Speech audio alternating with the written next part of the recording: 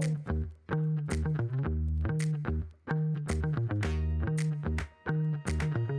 can have whatever you like. I'm saying, bro. It's called Kilgore Peyton 48. It has Drewski as the profile pic. Can't miss it. That's today we're building a Mega Block set. We are sponsored by Lego and Pepsi. My bad. What's going on here? It's just temporary. Okay. Make sure. Only temporary. Don't be afraid of anything. It's just me. Okay. We just starting without you, Benno? Oh. Is it gonna pick up any of that noise? No, because we're using mics today. Welcome back to the Art of Podcast. Today we are with one of my best friends in the whole world. Peyton, would you like to introduce yourself? Yeah, my name is Peyton. I love Legos. We'll be talking about today. I do have a YouTube channel. It's called Kilgore Peyton 48. It has 3 subscribers. I watch a bunch of YouTube videos, and I build Lego. So, also, this episode is sponsored by Diet Dr. Pepper. Okay. Here on the Art of Podcast, we love to bring in people who are passionate about things. I personally don't know anything about Lego, so I'm going to be learning a lot today. But Peyton is passionate about this topic. Peyton, can you tell me what sparked your passion in the beginning? Take us from the top. Oh, certainly. So I was a 5-year-old near my birthday when I ran into a splinter on the pool deck. And at that time, I had a lot of interest in Transformers because I liked taking things and building them, putting them back together, taking them apart. That's what Transformers did for me as a kid. But when I suffered that splinter, my grandparents practically pinned me down, took the splinter out. They said, Peyton, you get your birthday gift early. And it was a DSi with the game Lego Batman. From that day forth, I played that game nonstop. And that is what kind of got me into Lego as a whole, to where, when I was turning 9, 10 years old, I'd ask my parents for Lego sets every birthday, every Christmas. And for me, it was a way to channel my creativity and imagination as a kid into something that I played with. And now as an adult, I collect pretty seriously on Lego. And it's sort of a way for me to unwind and to channel any stress that I might have into something very productive, keeps my brain moving. And it allows me to sort of build all the things that I wanted to build as a kid. And there's a certain reward that comes out of finishing a set, going through the process, and coming out with the final product that you can put on a shelf, look at every single day. And today I'm actually building a speed champion for my F1 team, Mercedes. So yeah, I'm gonna go and get started. Bag 1 and bag 2. Tell me a little bit about what Lego is, and we've kind of heard what sparked your interest in it, but what does it mean to you? Why is it important? The amazing thing with Lego is that it is not only a really iconic and timeless brand, but unlike many other common toys and collectibles that one may go about collecting on their day-to-day life, Legos, doesn't matter when they were built, 60s, 70s, or here in the year 2026, you can slap them together any way that you really want to. You can build a set just like this, follow some instructions, and you have an official licensed set, or you can go into a bulk pile of Lego and literally build anything you want to at any scale you like.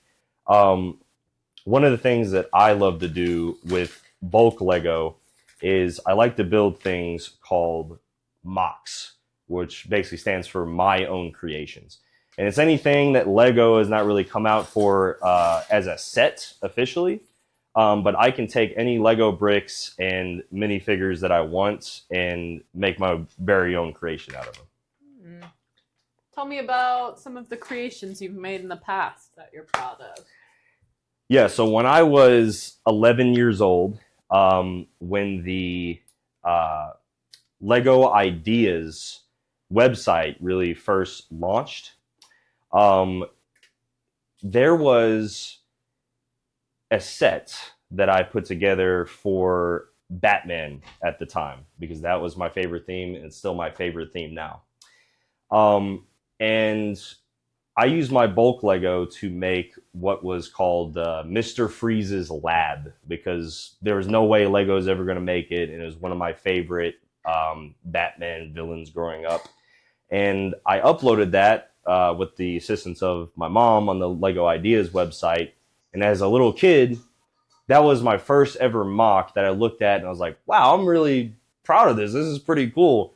And that's what led me down to creating like more Lego Marvel mashups, using other sets to create like a city out of it.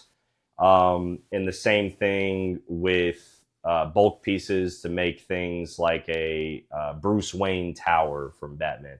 So it's really a way to connect with your interests in all things pop culture, and to make something out of it that you can really truly call your own. So mocks are definitely a minority of the things that I do. I usually just collect sets from very desirable themes and just build them as according to the instructions.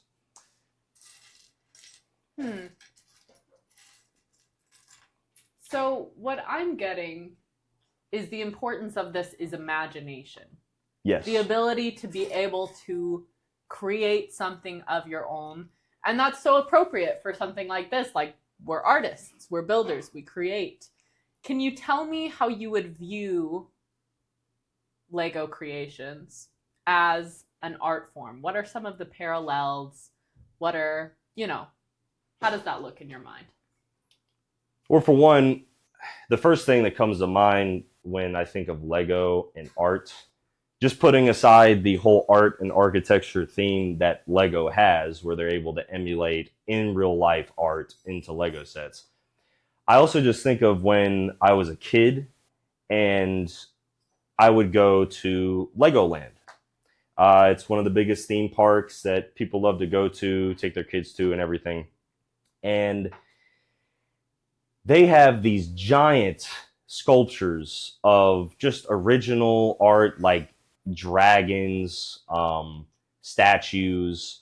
Some of them even run through water, for example. And these are all original for the theme park based off the certain section that you're in the park. And that was what was really incredible to me as a kid, was not just seeing these sets that were scale that you put on the table in front of us, but something that was so much larger than life, which I think is what art sort of brings out of you as a person, is to be able to take something like this block right here and to turn it into something as magnificent in scale, and to really use your mind to be able to do something like that, because although these are really sturdy, durable bricks, it does take a lot of engineering and ingenuity to slap the bricks together and to be able to build something like that. The same way that if you're painting something or trying to create an art piece, that most of the time there's an intention behind what you're doing. And you're not just randomly throwing bricks together. If I'm thinking that I'm trying to build this car in front of me, I'm not just going to put like this blue brick in the middle of the black slab I have here and just, do it my own way. And then it comes out as a jumbled mess, if that's my goal. So I think as I've grown up, really starting to love Lego more and more, it's been really special for me to reconnect to my childhood where I did have that imagination, and it is important to have that as an adult because you can really lose yourself in the mundane on a day-to-day routine.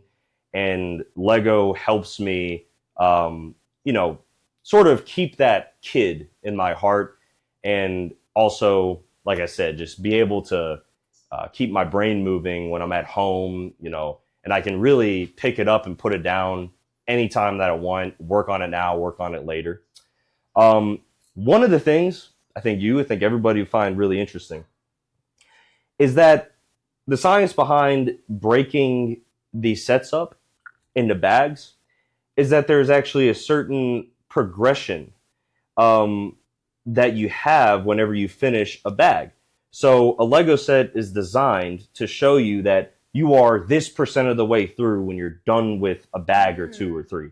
That way your brain is actually subconsciously catching on to the fact that, wow, even though I haven't finished building the set, maybe I don't want to finish the set in one sitting, you're still satisfied enough with the progress that you made because that's how the sets are designed to be bag by bag. And it seems manageable too when Yeah. you have. Yeah. Yeah, 100%.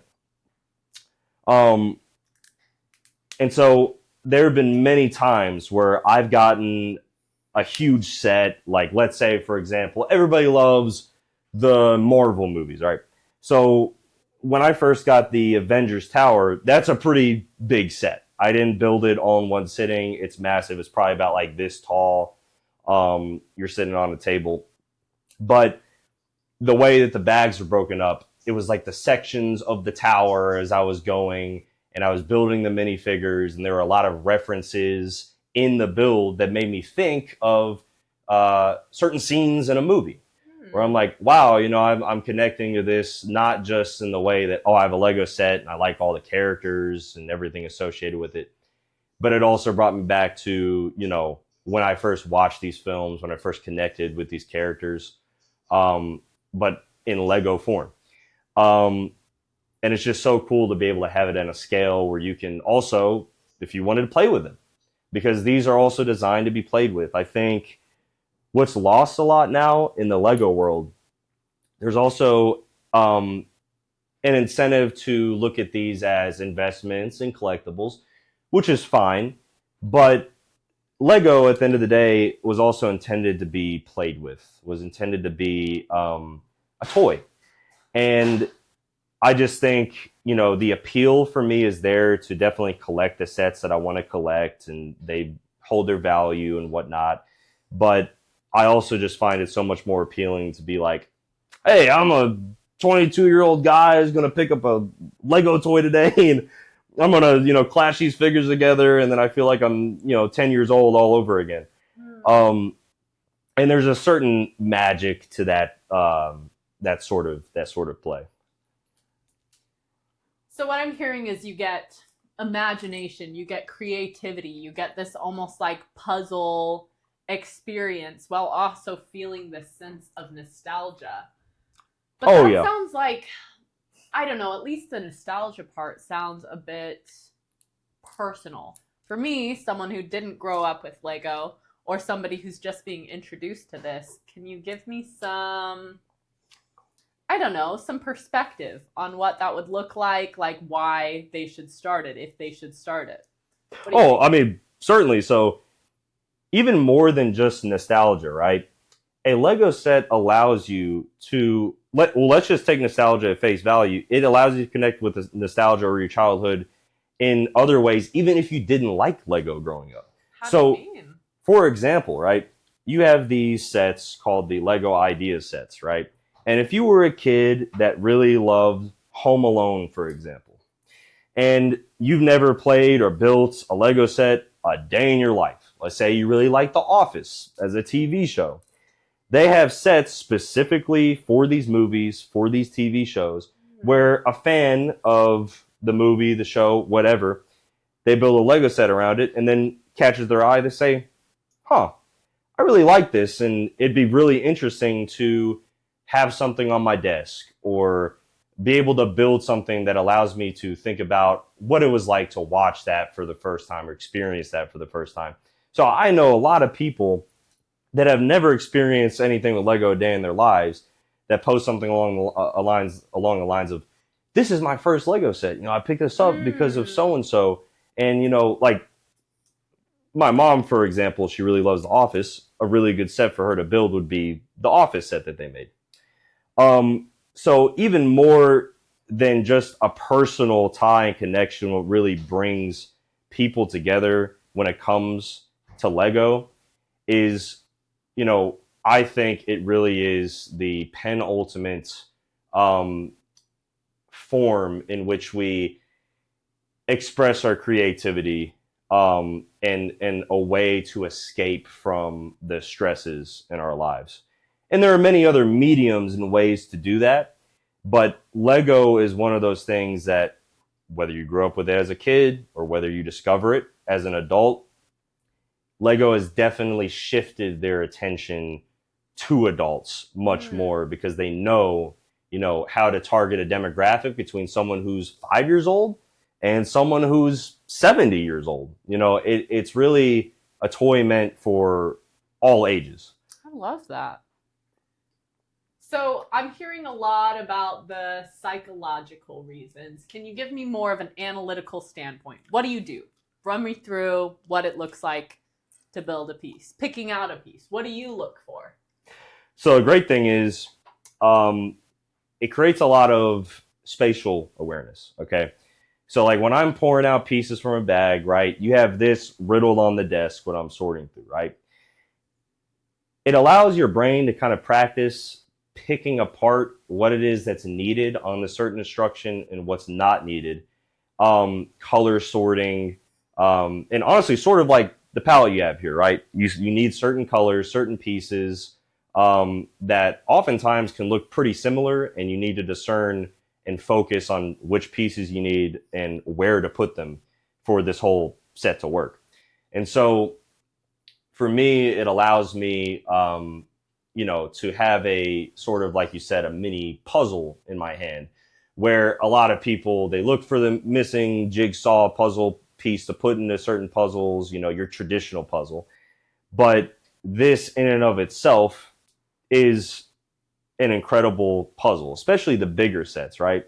The other thing being, there is nothing like working your way towards a Lego set that you've desired for so long, and the dopamine that it gives you to be able to finally open up that box and pour out on the table and say, I can dedicate this much time to building something that I've worked towards getting for such a long amount of time. Because Legos, they're not cheap anymore. That's the other thing that I think is lost a lot of the time, is that there's a certain reward that you get out of really saving up towards your next set, and being able to say, hey, I genuinely, I worked for this, and then I'm able to wind down and say, hey, my blood, sweat, and tears, I paid for this set, I'm building this set. And it's an expression, I think, of being able to work your brain in a way that it's not worked a lot now, because I think we're too obsessed with, of course, short form content. All right, that's the idea, is that I'm going to look at something for 30 to 60 seconds, and that's that, right? But a Lego set, it genuinely forces you to sit down for certain periods of time and to put hours on hours into thinking, this piece goes here, this piece goes there. There's a certain progress to this. It isn't just, swiping to one video to the next to the next. And that there's a certain goal in mind, right? That, by the time I'm finished with this set, I'm going to have an F1 car. And that's the sort of thing that I get out of it. So I think that is what is really fruitful when it comes to building a set, is, like I said, sort of the end product. I love that. Yeah. It's almost curing that just immediate fixation for dopamine. Yeah, and in a healthy way, right? Because dopamine in and of itself is not a bad thing, but it's just the ways in which we regulate how we get that dopamine. And for me, building this is a sort of therapy where, everybody wants to find happiness in something somewhere. And with building a set, I can say, hey, I love watching Mercedes race on F1 every other week, right? And Lego makes a set for me to say, hey, I can have their car right in front of me, and to be able to say, for example, watch F1 while building a set. And there's a certain experience to that I think is really, like, I guess, not talked enough about in the Lego community, is that there's a lot of people, say, for example, that will buy like a Lord of the Rings set. And they'll throw on all the Lord of the Rings movies and build the set as they're going along with it. It's like, I'm building that scene right now. And it's a really awesome way to connect in real time, whether, it's something that's connected to a TV show, a movie, or just something else entirely, like with the art and the architecture thing.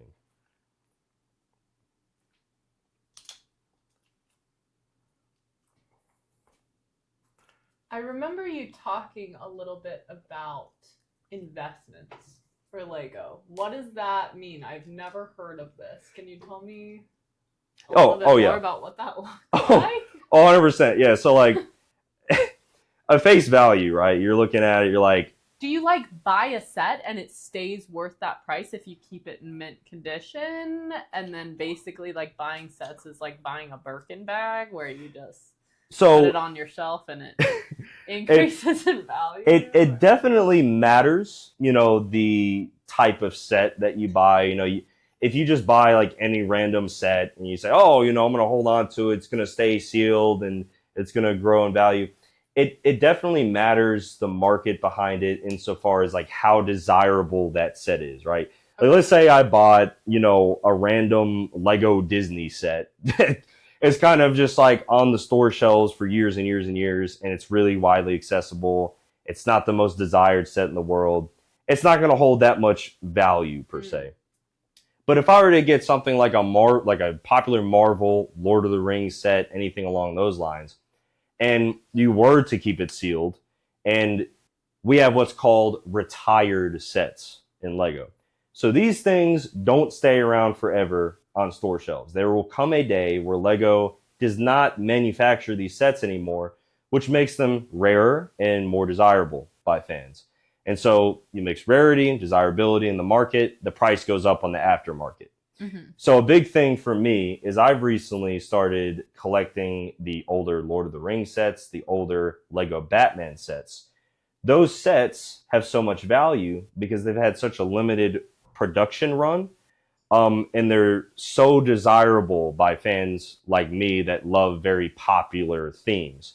So, as an example, a set that I personally recently purchased is called the Lego Batcave from 2006. That set, I think, retailed for around 90 USD, which would be around $150 today. Mm-hmm. That set sealed now can fetch around $3,000.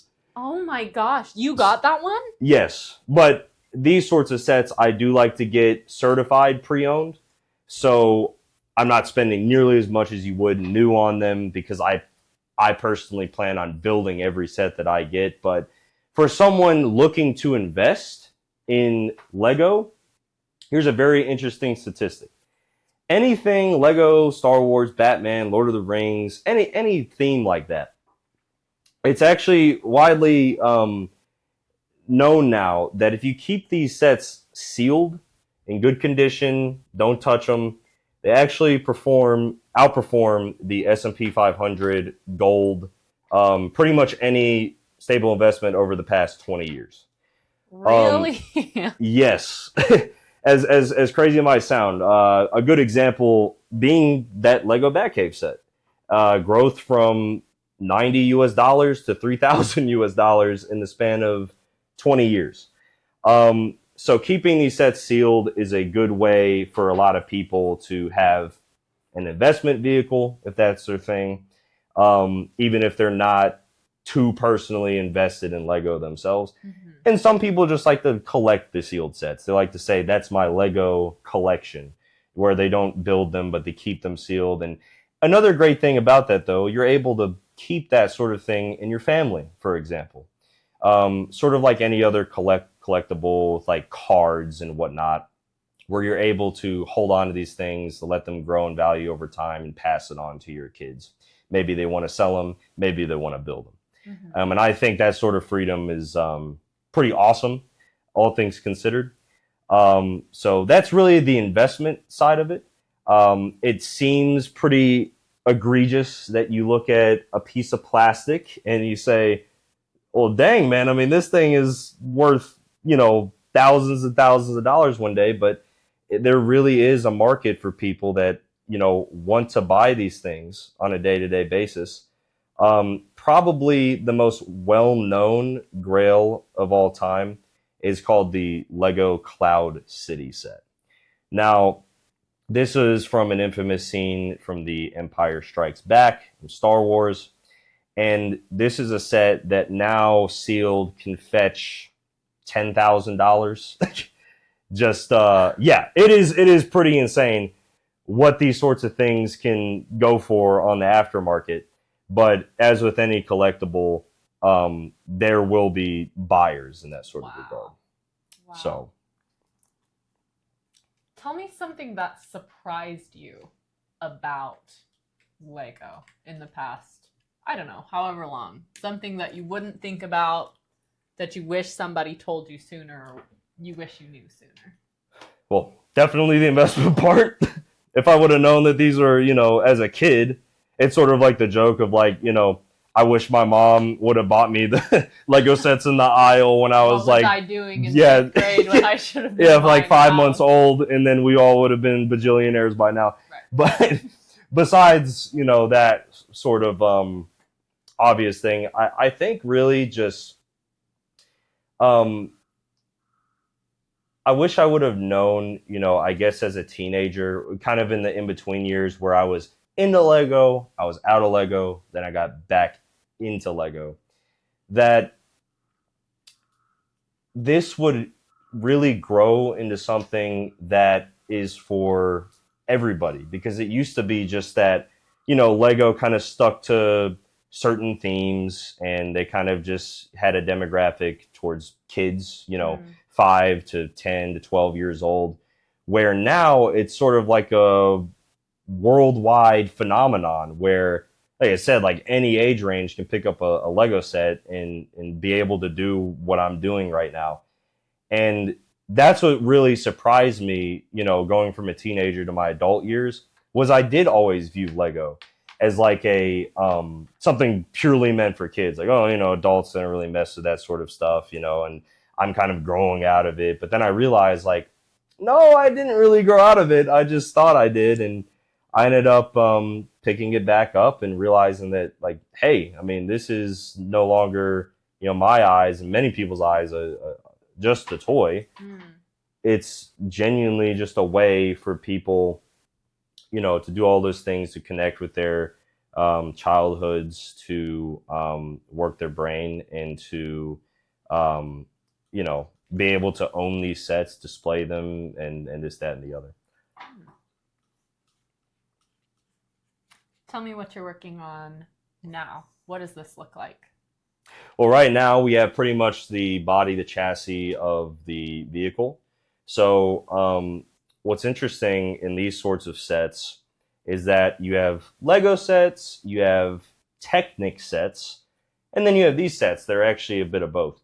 The Technic sets, these are the Technic pieces here. These are essentially pieces used to connect to, say, for example, tires, to make vehicles, or other Technic pieces with holes in them to create a whole mechanism. So people use these to make robots a lot of the time, actually. They'll use these Technic pieces to essentially create something like a catapult, for example, that I've seen. So they'll mix Lego with electronics to be able to move them around and to make them do things that you'd see with any other robot. So right now, my goal with bag 1 and 2 is to pretty much create the body of the vehicle. And by the end of this, I should be getting into the bags for the tires and for the doors. So the other sets I'm working on currently outside of this one, I am currently working on Minas Tirith, which is the capital city from Lord of the Rings. And that's a really important set to me because of, again, how big of a fan I am of Lord of the Rings and just how much I anticipated that set coming out and how massive of a set it is. I'm going to be able to work on that for, I mean, probably weeks, if I really take my time on it. So that is currently what I'm building. And I got to tell you, the way that these Lego designers put sets together is really, I mean, they have a mind of their own. Like some of the techniques that they use to put these sets together, I could have never come up with them myself. But yeah, this is actually the first sort of car speed champion set I'm building within probably like the past 4 years. So this is sort of a new experience for me again. Do you collect like certain types of sets? Is it all cars? Is it all, I know you said something about the Lord of the Rings. Are you kind of limited to certain sets and you try and make a collection of certain types?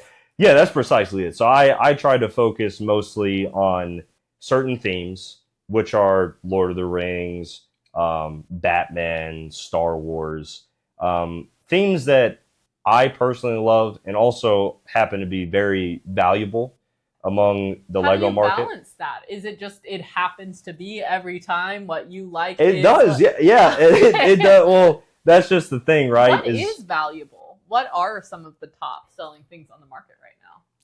Right now, definitely the aforementioned Batcave. Any new Lord of the Rings set, everybody's going to want to get their hands on it. Sometimes it's out of stock, even on the Lego website.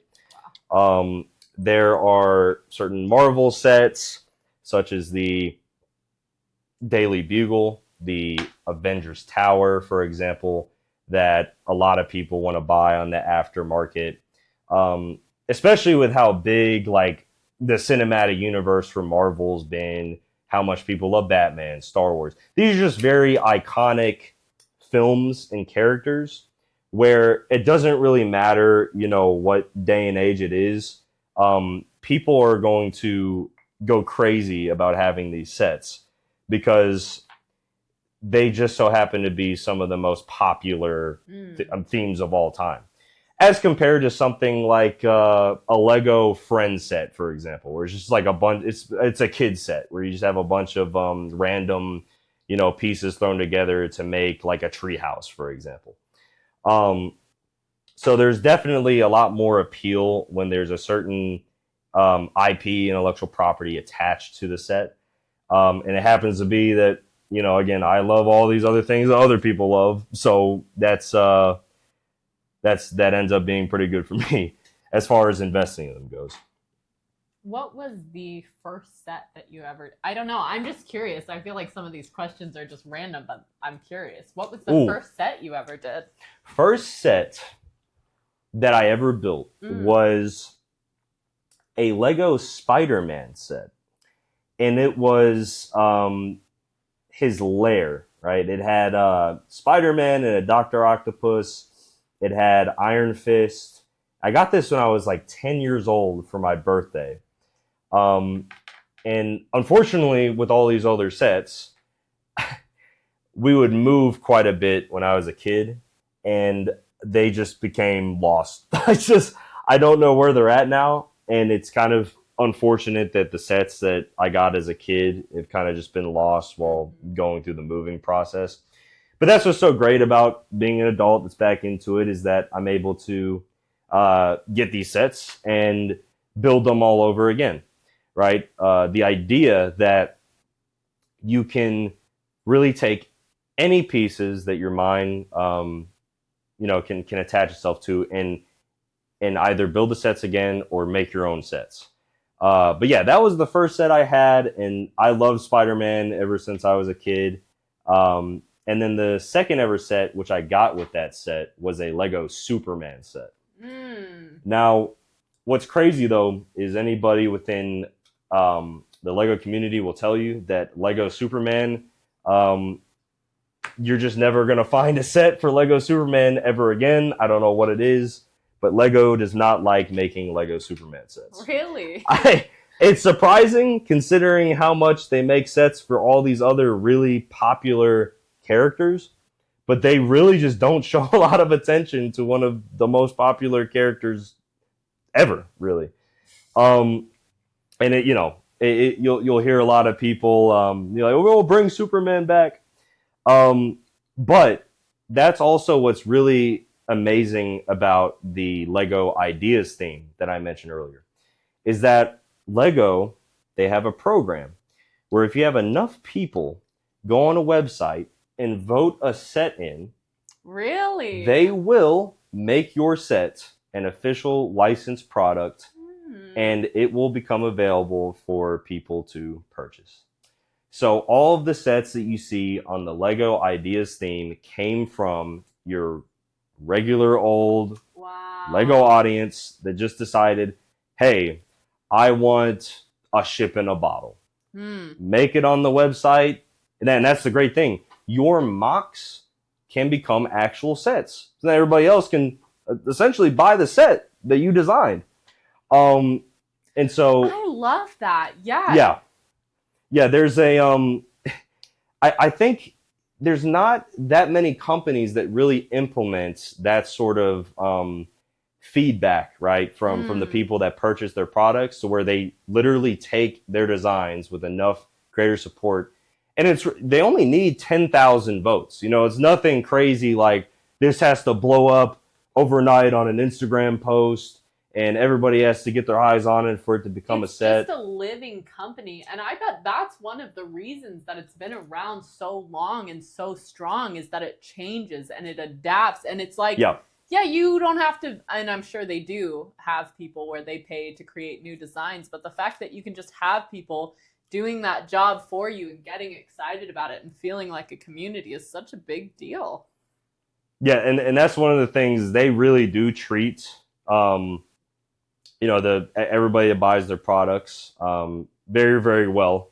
Besides obviously the price hikes, it becoming more and more expensive, the sets that they actually put out and the scale and the detail in which they put out, the quality is top notch. I mean, you are definitely getting your money's worth when it comes to getting a Lego set. And that's just one of the things that I think, nowadays with really many things, is that the quality goes down and the prices go up. Right. Well, with Lego, it's just that the prices go up, but the quality goes up. And I think that that's really an amazing thing for them to, like you said, they're able to adapt. They're able to really cater to any type of audience, any type of demographic. And I think that's really important for a company to be aware of what it is that, their consumers want, and to be able to pump these sets out like they have been doing. I mean, it feels like every other week I'm seeing like, oh, here's a new Lego set for Fortnite, or here's a new Lego set for Lord of the Rings. I'm like, wow, I can't keep up with all the sets that they release. But that's just the thing, is that there's an endless amount of possibility that they have at their fingertips to make these certain sets. And what's really cool is that I will think of sets like years and years before they happen. Like when I was first into the Fortnite craze, back in 2017, 2018, I really thought to myself, I'm like, man, it would be cool if they made a Lego Battle Bus set, for example. And they made a Lego Battle Bus set. And it's just kind of like out of nowhere. I'm like, this is really cool. Right. Like, you didn't think that they do something like that. But it's always a really welcome surprise when Lego makes sets that kind of feels like everybody's been anticipating. And yeah, it's just the more and more that people give their feedback into Lego, the more and more that they're able to come out with and really put their design team to work. Yeah. Okay, again, kind of random. I'm curious. What sets do you have right now? And if some are like extra special to you, what do those look like? Which ones are they? 100%. Yeah. Do you know your full inventory of what you okay. have? I do have quite a bit of sets. You know, I won't dive into every single set I have because there are a lot, but I can go over the. How many would you say you had if you have to give? Oh, I have it tracked. I do have 62 sets. 62. Yes. And I can tell you with certainty, like the most near and dear sets that I have are anything from the 2006 Lego Batman theme. I have that Batcave that I talked about. I have the other sets. You have this set called the Two-Face Chase, the Killer Croc Batboat set. You have the Catwoman Pursuit set. So I have those sets right now as I'm trying to slowly but surely collect that whole theme.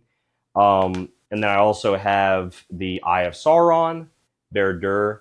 I have Rivendell from Lord of the Rings, the Battle of Helm's Deep, the Shire, and then for Star Wars, the biggest and most beautiful set that people love to get all the time, I have the 2008 Lego Death Star, which is one of the most highly sought after sets ever. So to be able to finally get that one, I got this one this year and I built that and it was just a wonderful experience. Those are definitely my favorite sets because they are pretty much the expression of what it is I love about every single theme: Star Wars, Lord of the Rings, Batman.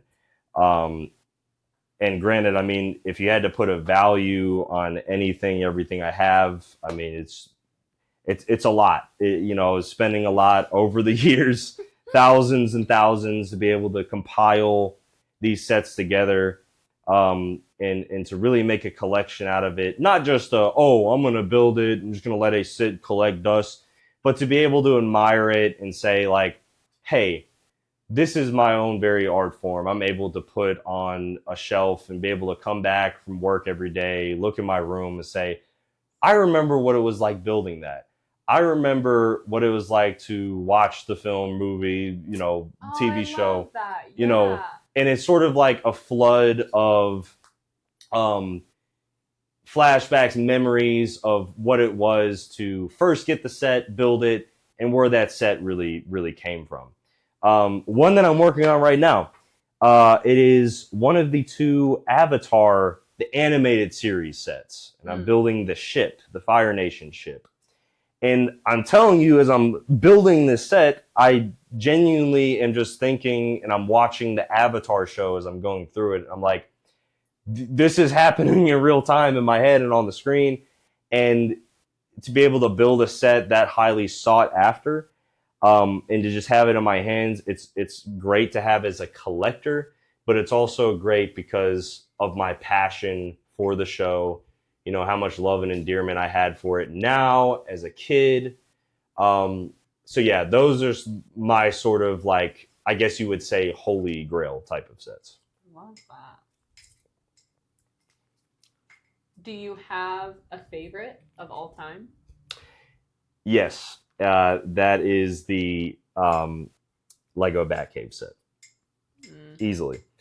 The reason that, and by the way, this is something that I should add why some of these sets are so valuable, especially with the Lego Batman theme and what Lego has done recently with certain themes, is that because they have definitely evolved in some ways to be able to cater to adults and to make more display pieces.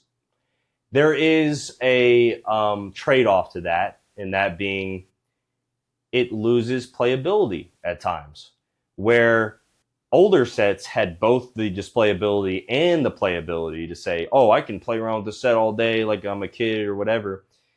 Nowadays, certain sets that Lego makes are designed for display, you know, not necessarily like, oh, I'm just going to pick this up and play with it.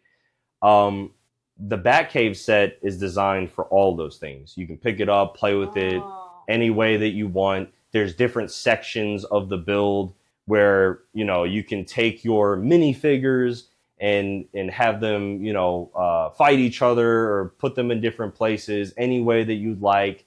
There are certain mechanisms in the set where you have, say, for example, a missile that you can flick and knock other minifigures down, for example. There's vehicles in the set that you can skate across the table and really recreate something that you might have played in the Lego Batman video game.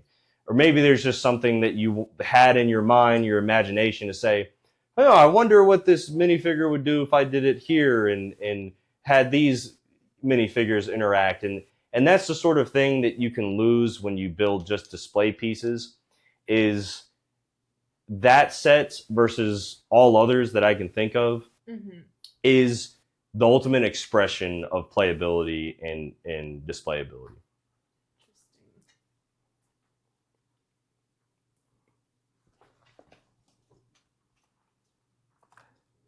So yeah, I've got the AMG logo on here. Perfect. I'm slapping on the wonderful sponsors from this sticker sheet. Now, I will tell you what, as much as I do love Lego, man, anybody will tell you that these stickers are a pain.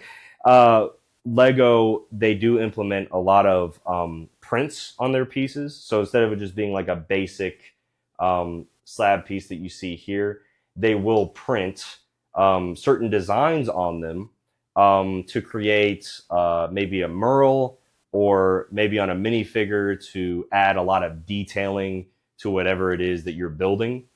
But other times they will include these sticker sheets, which nobody really likes because it is a bit difficult at times to get the stickers just right on the pieces. So people prefer it when Lego prints the pieces on. That way it doesn't look all out of whack, or they don't have to go and, you know, meticulously take the stickers off. Some people do like it, you know, but I think at the end of the day, it's also people wanting, you know, what they paid for. You know, oh, I'm paying for this sort of set, I expect printed pieces, because there's just that quality there that people come to expect of Lego, because they do make a lot of high quality products. Is that something that drives the prices up when you're looking at it from an investment standpoint, or like printed versus stickers? No, not necessarily. In the sense that, like, if one set has stickers and the other one doesn't, that the one that has print is going to necessarily be more valuable. But on the minifigures, where printing is especially important because people love exclusive minifigures. And what I mean by exclusive is that a figure will have a certain printing on them that you can't find in any other set. It's only from that one set that they make this appearance and look the way that they do, right? So like in that Cloud City that I was talking about earlier, you have a Boba Fett minifigure from that set that at the time was very, very rare, because Lego really didn't do any printing at the time because of their financial struggles. So the fact that they decided to print anything on that figure was really like surprising. And it has driven the value up so much to where if you have just the minifigure in pretty much pristine condition with the printing, you know, fully intact, people will pay like $4,000 for just the figure. Really? Just the figure. That you don't even have to have the rest of the set, the box, the instructions, anything like that. People will just buy the figure because that in and of itself to people is art. They think, man, in the year 2002, 2003, whatever it was, Lego decided to go all out to, you know, make a minifigure that they never really made before, that they really haven't made since. And that to collectors and fans alike is just something so special that, you know, a lot of the time you can't even really put a price on it. So yeah, and that's the other thing is like people will love to get the box and the instructions with the set to retain its value because that's a really important thing to collectors. I like to keep them myself because I like the art on the box and all of that and the instructions. I never really throw that sort of thing away. But at the end of the day, what really retains its value is obviously this set.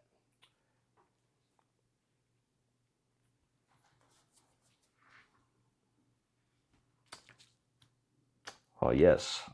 We have a sticker sheet with probably like 20 sponsors that I'm running through currently.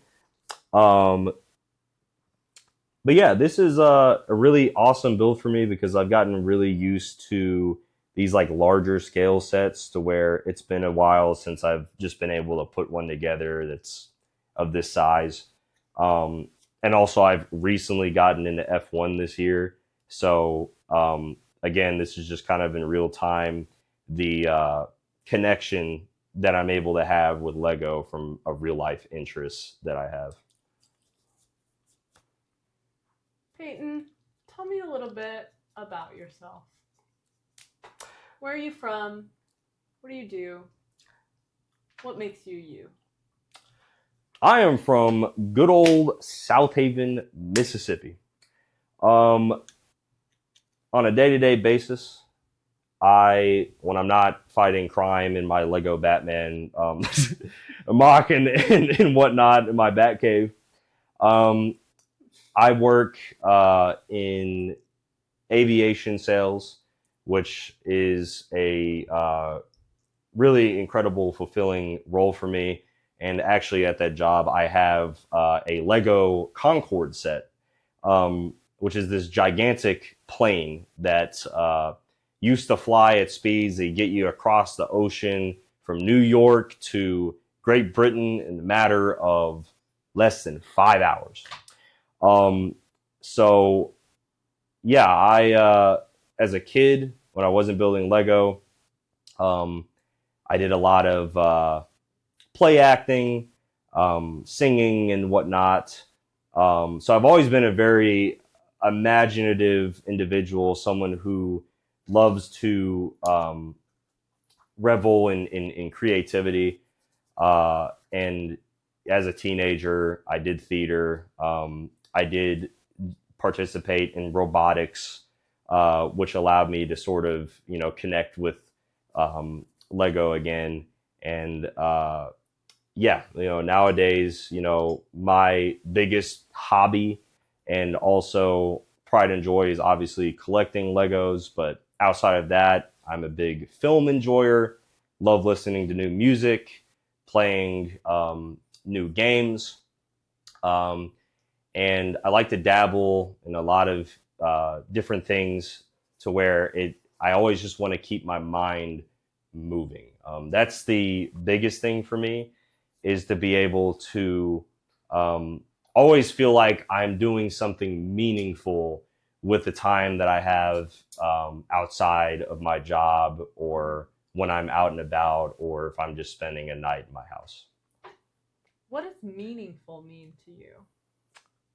Meaningful means that I found a purpose in something that I'm doing, and that I'm to follow this through until I have met a certain goal of mine, right? It doesn't matter how small, how large in scale that goal is. That gives me meaning in and of itself, to have a purpose in mind with any sort of objective that I'm doing. It doesn't matter if it has, you know, any sort of, let's say something rudimentary like doing the dishes. I think it's pretty meaningful to just be able to do that, even though it's a mundane task, to be able, hey, I cleaned my dishes. I did something with the time that I had to be able to fix myself food without looking at dirty dishes in the sink. Or if I'm looking at a large scale project like a large Lego set, I'm able to say, hey, this is meaning because I have this goal in mind. I'm going to see it through. And when it's all said and done, when it's all pristine and on the table, I'm looking at it, I say, man, this gave me meaning because I was able to utilize my time in a way that I see wasn't wasteful, because it fed into either a passion of mine or something that I knew that I needed to do at the time. Whether it's my job, selling plane parts, doing a chore, building a Lego set, acting, singing, these sorts of things are meaningful to me because they fill out that empty space and empty time that I would have spent otherwise doing something that ultimately doesn't really contribute to anything at all, such as, you know, sitting around and swiping on my phone all day. Which I think, again, like I said earlier, is just a really easy thing to fall into when it comes to, like you said, getting the dopamine that you're looking for.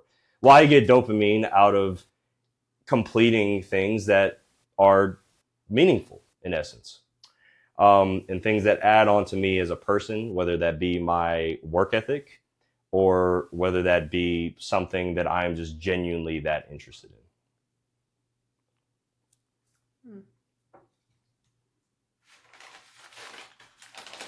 Can you tell me a little bit about your childhood? Well, certainly. When I was really, really young, and pretty much when I was going into preschool, I was essentially, not, you know, entirely, but I was essentially a mute. I didn't really talk much. I didn't really, you know, do a lot of the things that I guess your ordinary kid would do, so to speak. It wasn't until I was 10 years old that I learned how to ride a bike, for example. So I usually found a lot of solace and joy into building, or playing with Transformers, like I said, rather, because that was something just like as a kid I immediately attached to, you know, through the movies and the shows, and was just something that I could, you know, really get into and attach my brain into and say, hey, like, this is something where, you know, at any day, any time during the week, I can sit down and play with these things any way that I want to. And funnily enough, there was a time where I was getting a haircut as a kid, and my hairstylist, she starts talking about Transformers. And then that was what really got me into just like this mode where I'm like, hey, you know, somebody else likes a lot of the stuff that I like. I'm like, this is awesome. So I go on for like an hour talking about Transformers. And, you know, like, to the surprise of like my mom and everybody, like, oh, you know, this guy's talking like there's no tomorrow. And so I think that was really the catalyst that really led me in the direction of like being a lot more open with the things and hobbies that I have interest in, and really like opening up to other kids my age. Just be like, hey, you want to come over, play with Transformers? Or hey, do you want to come over and watch this thing that I like, this, that, the other? Because I really was introverted early on as a kid. And be able to find these sorts of mediums to, you know, share with, you know, other kids, that kind of led me down the path of collecting comic books when I was 9, 10, 11 years old. That got me interested into, of course, DC, Marvel, really, really early on as a kid. And that ended up bringing me into Spotlight when I was in 6th grade. And one of the really interesting things that I did early on when I was 11 years old. What is Spotlight? Spotlight is essentially a program for what they called gifted kids, right? So like, you would take this test that tested your spatial awareness, your logic, you know, this, that, the other. And if you scored high enough, you would be in the program known as Spotlight, which, you know, essentially just means, oh, big brain, you know, knowledge stuff. But not really. But I was actually in there with a good bit of my like best friends that I had in my other classes. And one of the really amazing things that we were tasked with doing was this competition where you would take trash, right? Just disregarded stuff that, was found maybe in the recycling bin, the dumpster, maybe laying around the school, just stuff that nobody really wanted anymore, and to make toys out of them. How very cool is that? Taking essentially what's scrap and making something very ingenuitive and fun, right? So, like, as an example, because I love Marvel and all my other friends, they collected comic books, we would take a toilet paper roll, mash it into a pit of styrofoam, and we painted over the styrofoam. You got Thor's hammer, okay? And then you take the frame of a tire, right? And then you attach a piece of cut out wood that was just laying around. You paint over it. You have Captain America's shield. So we ended up making 4 different toys out of that. Each one of us was tasked with a different toy that we needed to create out of trash. And we ended up winning first place. Wow. And at that time, they had a $10 reward, which could like buy you a house essentially.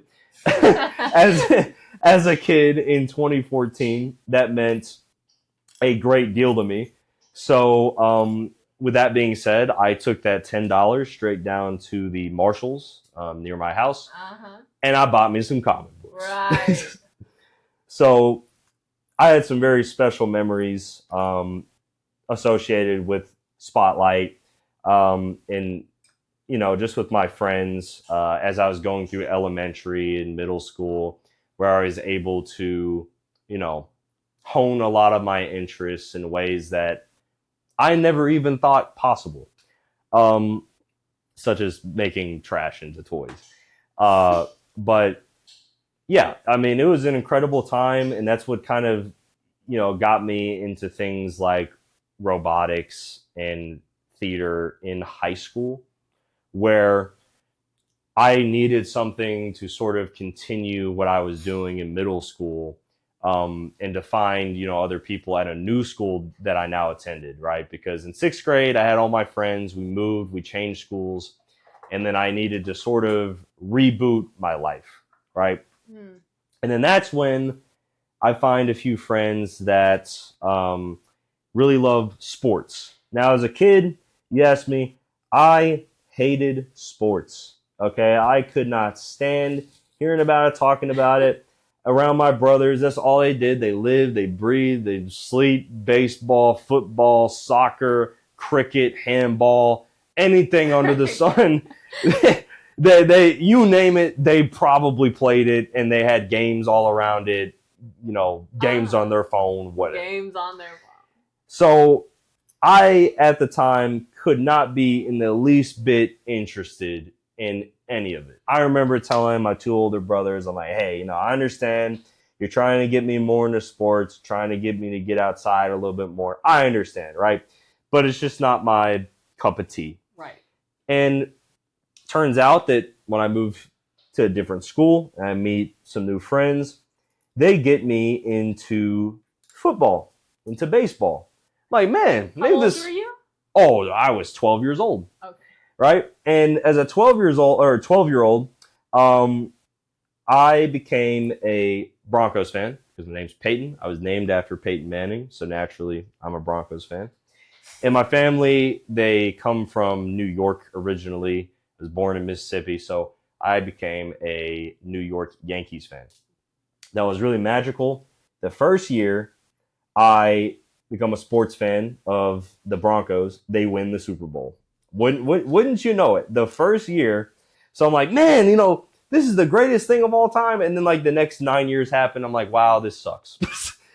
Like, you have one extreme where I'm a kid and we win and we're great, and then it's like, wow, and then you start growing up and you're like, we aren't really all that good after all. Maybe I should have picked a different team. But it turns out, it was sort of another hobby and thing that was emblematic of me opening up and trying things that I didn't think I would either ever enjoy, or really find a passion for. I mean, you ask me nowadays, I love like football, baseball, more than anything. And I have my friends that I met to thank for that, for me to be able to play with them, with these sports, and also to really get into like knowing the players and the sport itself, and really what makes it all so very interesting. And honestly, I got to tell you, besides just the physicality that is required in the focus and the dedication in the craft that these players have to undergo to really play in the best of the best leagues. The other thing that I respect about it more than anything is the strategy associated with all of these games, right? Is that I've always been huge into, when it comes to Lego, problem solving strategy insofar as what you're building, right? I feel like a lot of people may look at a sport and just off first glance say, it's not really that interesting. It's just a bunch of people throwing a ball around and it's whatever, I could, put it on in the background, have it be, white noise for me. But sports, I've learned, is really a game of cat and mouse. I mean, you got two brilliant minds going head to head, trying to figure out what is the best way I can set up my chess pieces on the field to outlast the other team. It's not just, oh, I'm putting players on a field and they're just going to hit each other all day and the ball's thrown around and we score and we win. It's always a matter of time management. How many possessions do you have? Do you have the right personnel on the field? What type of matchups are favorable for your team versus the other? There's a lot of things that there are schemes where you can exploit certain weaknesses. It really is a game of strategy that I think a lot of people miss when they're sort of glancing, that I missed, right, as a kid, where I'm like, it's not for me. And these sorts of sports are really near and dear to me because my brothers, they grew up watching them, playing them. So these are the sort of sports I stick to. And it reminds me of my childhood, being to go outside on the front yard and to play, with friends of mine when I really had to, I feel, restart my life. Mm-hmm. So bringing this back to Lego, you were talking about like strategy when it comes to these things. And now that I'm kind of looking into your mind a little bit as a person, can you tell me how those things come into play during a build? Well, certainly. I mean, when you're tackling any Lego set, whether it's bag by bag or let's say you're building it as a used set where it's completely unsorted, it's just a jumble of pieces in front of you, you really do have to strategize in the sense of, okay, I have to sort these different pieces out. I have to be able to, look at these instructions and say, hey, this goes here, that goes there. And, especially for larger scale sets, it does take time and focus to be able to, know where certain pieces go, because it becomes very easy to like get into a flow state where, you're not really thinking, it's like therapy for you, you're just like clicking and clicking and clicking. Mm-hmm. And then there will be times where you're like, that piece definitely does not go there. So then you're having to like rewire, like, okay, I'm like 20 pages into this build and I realize like this is a bit too high than it should be, or this piece really shouldn't go, here, it should go there, right? So you're now having to kind of work backwards sometimes, where you're having to think about, okay, I have to deconstruct the set a little bit and figure out where the piece actually goes for it to work. Because no build experience, at least in my experience, is always just like a perfect walk in the park. Like, I'm not just going to keep, oh yeah, I'm just going to know where everything goes and we're just done with it. There are definitely times where I'm like, okay, I definitely like put this piece or, that piece somewhere it's supposed to go, somewhere it was supposed to go. And I have to go and retrace my steps to understand, like, where did I mess up? Where is it supposed to go? And at that point, it's no longer just the following of instructions. You're literally having to, go back in ways that weren't originally intended by using your brain and understanding, like, hey, there's a way in which for me to take this apart, rebuild it. I'll give you a perfect example. I got a set recently, one of the Lord of the Rings sets that was used. Okay, and the way that used sets can be, you can either buy them from people that do sort it out and they make it all pretty for you, or they will throw it in a bag and they'll just drop it off at your front door. And the thing is just like in all these random sections, pieces, and it's like, okay, this thing's already been built before, but it's like, it's not sorted at all. It's partially built, not built, or built at the same time. And you're having to really like think about, okay, what can I take apart first in order to start in this instruction and to be able to rebuild the set from the ground up without having to take apart piece by piece by piece, because then it becomes really tedious, if anything. So that's the other thing that I find really amazing about Lego, is that it isn't just, a matter of following the instruction. When you are, say, for example, strategizing a mock, where you're just building your own set that isn't an official product, right?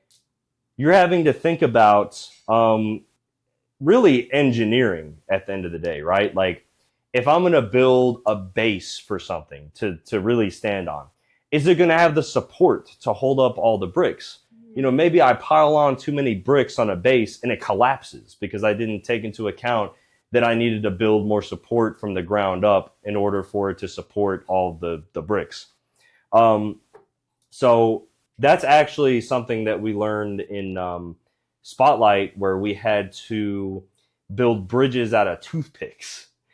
It's a really fascinating exercise in concept where you're having to really work your brain to think about, like, okay, I have Gorilla Glue and toothpicks. How do I make a working bridge out of this where I can put a heavy object, bowling ball, whatever, and it's going to stand the test of that weight, right? It was a lot of trial and error. And to be able to learn how to do that at such a young age is really helpful when getting to build something like a Lego set, where you're having a large scale set that, needs to be able to, say, for example, put my hand on it and it doesn't collapse into a million pieces. That's a really important part of the Lego set, because I think a lot of people, they look at a Lego set, they say, man, you so far as breathe on this thing, it's just gonna fall in a million pieces on the ground. That's not really what it is. They take a lot of time into thinking about how these sets are going to perform insofar as like play features go, or someone like wanting to alter it where it's not just going to collapse because you decided to touch it. It's not like a Jenga tower. Right. And I think that is what's really helpful when going through the process of building something from the ground up, is not only just thinking about the foundation, but also what you can expand it into. What might start as one build can turn into something else entirely. Like, I know a friend of mine who has an entire Wild West city built out of Lego, with a working train, with saloons and shops and all these different minifigures with different outfits that he adds on and tweaks to every day. Sort of akin to that of like a painting, where it's in the eye of the beholder. maybe somebody else looks at it, they're like, oh, that's a complete, painting. That's a complete piece of art.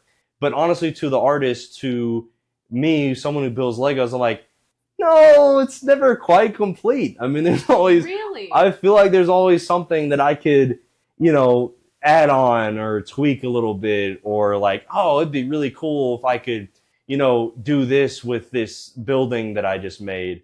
A perfect example of that being when I built the Avengers Tower, it was all well and good to have the official set and everything, but then I was thinking about what other scenes can I recreate with this set? What other minifigures can I add? How can I alter the interior of the building that to where I like it more, for my personal taste? And to be able to do that and be able to see other people do that in real time, whether you go on the internet, whether you go to conventions where people show this stuff off, is really, really awesome, because you get to see people's genius, especially when you go to the conventions. I've been to 2 Lego conventions in my life where people will just show their designs on these convention tables. Like, wow, like somebody spent this much time building like a castle with this whole army, this whole bit of wildlife surrounding it, and it is huge. It's like, it's something you definitely would need like a room in your house to fit. And that's what's just really amazing about Legos. Again, you can make it as small, as big, as creative, as boring as you want it to be. And I think that's what's really the most captivating thing about Lego. So what are these conventions you're talking about? What does that look like? Yeah, so back home, we'll have these Lego conventions that roll into town at these concert venues and centers, where a lot of the builders that spend countless weeks, months into building their mocks, their my own creations, will come and display their pieces, and also be able to participate as vendors, to be able to make money on the go. And it's a really good way for independent businesses to sell Lego sets, to sell their own custom designs that you can't find in a regular Lego store. Something that I found really interesting at the last one that I went to, there were these Lego paintings that these people built, to where if you looked at it from one side, it would show a portrait of Spider-Man. And if you looked at it from the other side, it showed a portrait of Venom, right? And the way that they built it was they had it layered on one side as one character, and on the other side, they slabbed it in the opposite direction to show a different character. And so that's something that, Lego is not made as a product. That's something that, you'd only really find if you went out of your way to try and find, what it is that these people are making on a day-to-day basis. And it really just surprises me the level of creativity people get into when displaying these sets, and also how much time and effort they really do put into their craft. It's very admirable, because as much as I like to collect the sets and build them and add on one thing or another, I realize that I still also have a lot of work to do when it comes to building my very own sets, and to really put the time and effort into making a build of that stature that like takes up essentially an entire room. So yeah, the conventions are just a great way for people that love Lego to come together. Because again, like if you're going out of the grocery store, you're not gonna go up to a guy and be like, "You like Lego?" Like, just look at you like you're weird. Like, bro, what are you doing here, bro? Like, I'm here trying to buy like bread for my family, man. I didn't try and talk to you. But at a Lego convention, it's like, oh, all these guys, the families, whatever. You already know that, hey, we're about Lego. And you just spark up a conversation with them and be like, hey, what do you have going on? What are you building right now? What are you looking to get from the convention today? Like, the amount of conversations I had with people that I've never met before that just going to these conventions where they're like, yeah, man, so like I'm looking at building this car, getting this set, or like I really like this mock. And then, it just, creates an environment where you're much more easily able to find people that have those same sorts of interests that you do, without going online and joining a group, and that's also a great thing to be able to find like-minded people. But this was just a great way in these two conventions to meet people in real life that do what you do on a day-to-day basis. Mm-hmm. Is it pretty diverse at those conventions? What kind of people do you meet there?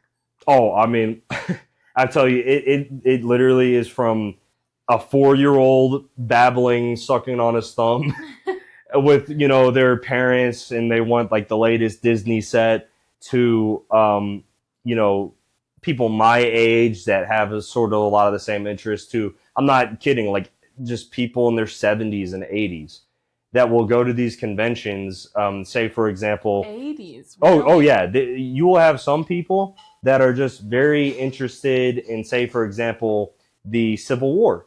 And so a lot of people build mocks of battles from the Civil War that a lot of these, older people interested in history, they'll just go and look at the mocks because they find the models to be so interesting. Wow. And they'll sometimes even buy sets themselves that are like, hey, Lego's obviously never going to make a set about the Civil War, so I'm going to go to this convention and buy something that's, very near and dear to me, as a history buff or somebody that's had family maybe in the Civil War. Just as an example, right? I mean, you have a lot of people at all different ages go to these things and buy all types of different sets, or look at these different mocks. And what's really, really cool is from 2023, which is the first one I went to, at the Lander Center that we have in town. There were definitely a lot of people there when I went, and you could tell like it was a pretty big showing. But even from that point when I went the first time to going back this year, I mean, I would have to say it doubled. Really? From the last time. It really what shows. What years were those?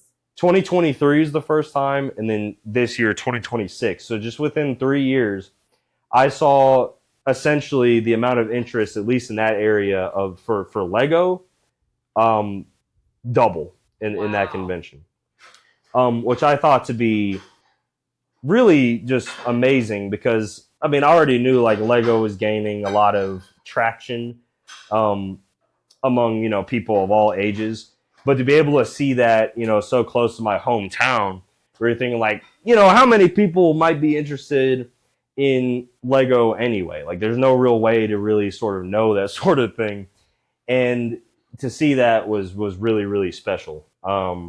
So yeah, it is great to be able to connect with people of all ages and just be able to see that sort of turnout. Mm-hmm.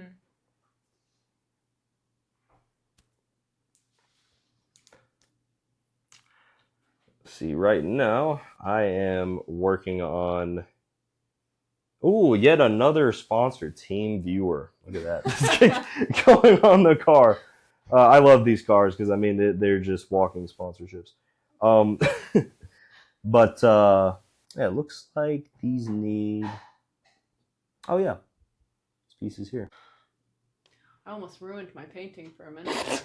I got like real quiet. I was glad you were talking because I'm like, oh my gosh, this is terrible.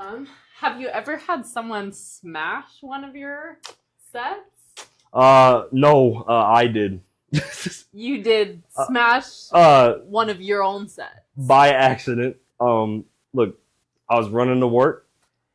I had my Thor's hammer, Mjolnir, just chilling, on the dresser or whatever, right? Right. And one of those moments where like you're walking out the door and your belt loop gets stuck in the door. Well, I'm telling you, that happened to me, and I had my backpack on me, and I'm like I'm swinging this way. I'm telling you, that hammer fell down, and you want to talk about like hella broke that thing. It was everywhere. I mean, it was horrible. There's like brown pieces scattered halfway across the hallway. gray pieces or over in the next door apartment. I'm like, I don't know what's going on here. But I had to get back to work, and then I came back home like, this is a disaster. I'm going to have to actually pretty much go through the process of trying to piece this back together without trying to take it all apart. So I went ahead, I went to a random spot in the instructions. I said, okay, never thought this would happen to me, where I'd be the victim of my Lego set being smashed into a billion pieces, but here we are. And it took me probably 2 hours to put it back together, which funnily enough is more than the amount of time it took me to originally put the set together. Right. So yeah, it was a fun time. Don't get me wrong, because this is like a new experience for me to be able to be like, okay, I just have like this broken set that I have to try and piece back together. And let me tell you, that sort of experience where you break your own set, someone breaks your set, or where you're building something and you put two pieces together and you're like, wait, those two pieces don't go together, and you're having to like pry them apart. Oh man, I will tell you what, there is nothing more painful than getting two pieces and they have a death grip. I'm talking like they're inseparable lovers. Right. I mean, you gotta like pry the thing with your teeth to try and get them to come across. And that has happened to me more times than I could possibly count. Really? Yeah, and it ends up being pretty frustrating from time to time, but that also adds to the experience. Like, yeah, man, I took that piece off that piece.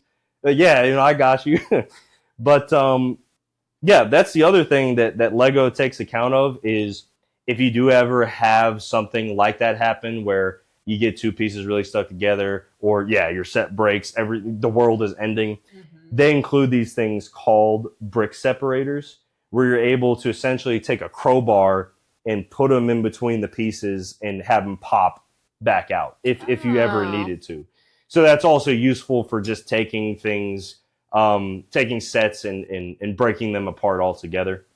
I've had to use them many, many times for different reasons, but I definitely did have to use that on my Thor's hammer to be able to really rebuild it. So yeah, that was a great time. That is tragic.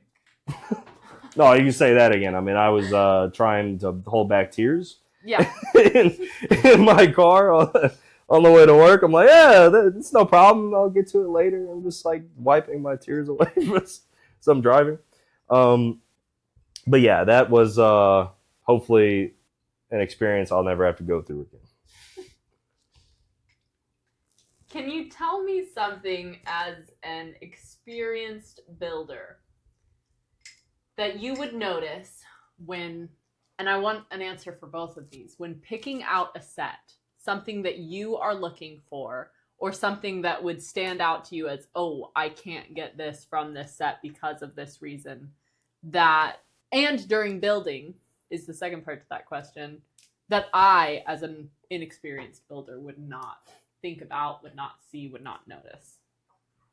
Well, the first thing being, I express the importance of minifigures. I'll know just by looking at a set, like, these are minifigures that you probably won't be able to get in another set, or just very like rare to wear. And that's just because of the printing on them? The printing, or it's just the minifigure itself, like the character, you're just not going to find, that character in a lot of other sets. But most of the time it is because of their printing, like their torso or their head, that is exclusive to those sorts of sets. The other thing being that certain sets have certain build techniques and bricks that aren't in many other sets. Like back in the day, like shapes. Yeah. So you'll have like certain sets that have, say for example, the Avatar set that I'm building right now. There is a piece that is exclusive to that set. It's like a lion crest type of brick that you can't find in any other set. It's exclusive to this set. That immediately catches my eye because it's like, it's not just like another like black brick. It's something that when you're looking at the set design in the box, you're like, yeah, I've never seen that piece before. This is unique to the set, or it's just you don't really see this sort of build technique very often in other sorts of sets. So like for example, a lot of sets nowadays will be what's called modular buildings, where they're pretty uniform and they stack on top of each other and they make layers, like they make floors of a building. And that's a pretty common build technique versus something like Rivendell, which is broken up into 3 sections and have such unique building designs, like with the tiling on the roof and the tree in the middle, and the interior of the entire set is just completely unique. It's just not something you find in other sets, to where it just immediately catches your eye. You're like, wow, you know, any other regular Lego City set, it's like, oh, you have a fire truck, or you have a this random building that you could probably put together with a bunch of pieces that you find. But like with a set as iconic as Rivendell, for example, it really includes a lot of pieces that you'd have to go out of your way to find. So yeah, I typically like to look not only for the themes, but also I'm not just going to buy it just because the theme is this, that, or the other. I want to buy it because this is genuinely a very unique set. There are certain sets that have been made over the years. I'm like, yeah, maybe this wasn't it. You know, there are definitely sets that like aren't really received all that well, just because it's either not all that innovative, or it's been done better before in other iterations. So someone like me will probably look at, perfect example, a Batmobile. I'm like, well, look, this Lego Batmobile, Lego's made like 1 billion Batmobiles. I don't really need to get this Batmobile. It doesn't really stand out to me. Right. It might stand out to somebody else, but it just doesn't really, you know, it's not my cup of tea. Rarity, individuality. Oh yeah. Like if you're releasing, like say for example, a Lego Batman set that's never really been done before, like a Wayne Manor, for example. Like everybody's gonna want that set. Lego's never done it before, and it's probably gonna include a lot of things that have never been in any other set. So everyone's gonna, hey, that's me. I'm right there. I'm buying it day one. So those are the sorts of things that I look for in any set. You know, I don't just like go out of my way and say, I need to get every set from this theme. I do definitely, I'm very selective when it comes to the sets that I want, if I really am attracted with building them and what it means to me. Well, Peyton, it has been a pleasure, as always. Thank you for coming on, teaching us about the history of Lego, the current of Lego, your journey, a little bit about yourself. This has been great. Thanks. Absolutely. Thank you for having me on.